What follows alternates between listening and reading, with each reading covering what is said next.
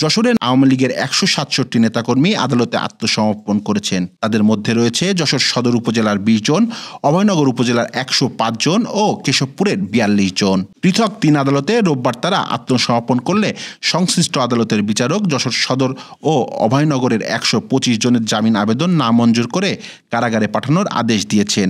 অন্যদিকে কেশবপুর উপজেলার ৪২ জনের জামিন মঞ্জুর করেছে আদালত। বিষয়টি নিশ্চিত করেছেন কোর্ট ইন্সপেক্টর রোকসানা খাতুন। আত্মসমর্পণকারীদের মধ্যে রয়েছেন জনপ্রতিনিধি, আওয়ামী লীগ, যুবলীগ, ছাত্রলীগ সহ অঙ্গ সংগঠনের নেতৃবৃন্দ।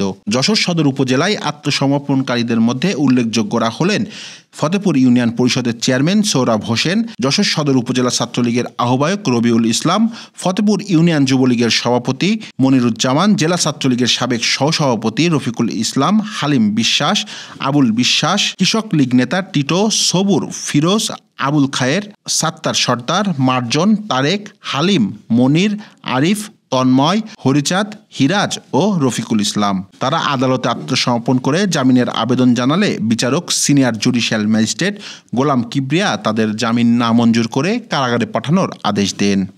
এছাড়া অভয়নগরের পৃথক ২টি মামলায় একই দিনে ১০৫ জন আদালতে আত্মসমর্পণ করেছেন। এ মামলার আসামিদের মধ্যে উল্লেখযোগ্যরা হলেন অভয়নগর উপজেলা আওয়ামী লীগের সাংগঠনিক সম্পাদক আনোয়ার হোসেন, কোষাধ্যক্ষ আনিসুর রহমান মিন্টু, সাবেক হুইপ আব্দুল ওহাবের ছেলে শেখ কাফি সম্রাট, কমিশনার বিপুল শেখ, উপজেলা স্বেচ্ছাসেবক লীগের সাধারণ সম্পাদক শফিক কামাল, উপজেলা ছাত্রলীগের সাবেক যুগ্ম আহ্বায়ক কাজী মামুন, জসিমউদ্দিন, আমির শেখ, স্থানীয় ওয়ার্ড আওয়ামী লীগের সভাপতি ইলিয়াস সর্দার, সাধারণ সম্পাদক বাচ্চু খান সহ অভয়নগর উপজেলা বিভিন্ন ইউনিয়ন ও ওয়ার্ড পর্যায়ের নেতাকর্মীরা।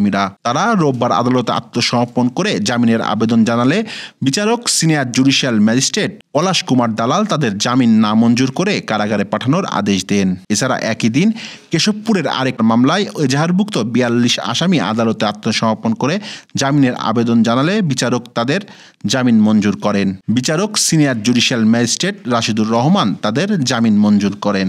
আত্মসমর্পণকারীদের আইনজীবী সৈয়দ কবির হোসেন জনি জানান, এই ৩টি মামলায় একই নেচারের মামলা ৩টিতে দেখা যায় যে হচ্ছে পেনাল কোড সেকশনের সাথে বিস্ফোরক আইনের যে মামলা দিয়েছে। আপনারা জানেন ২০১৮ সালে ঘটনা উল্লেখে মামলা হয়েছে। ২০১৮ সালে ঘটনা উল্লেখে যে মামলা হয়েছে সেই মামলায় কোনো জব্দ তালিকা নাই, সিজার লিস্ট নাই। সেই মামলায়ও ৩২৩ বা ৩২৪-২৫-এর মতো ধারার উল্লেখ আছে, কিন্তু সেখানে কোনো মেডিকেল সার্টিফিকেট নাই।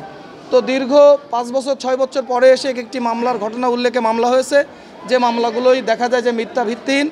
আমরা এই মামলায় সারেন্ডার করেছি, যেহেতু বিস্ফোরক উপাদানাবলী আইন থাকার কারণে মামলায় আমাদেরকে জামিন প্রদান করে নাই বিজ্ঞ judicial magistrate, senior judicial magistrate.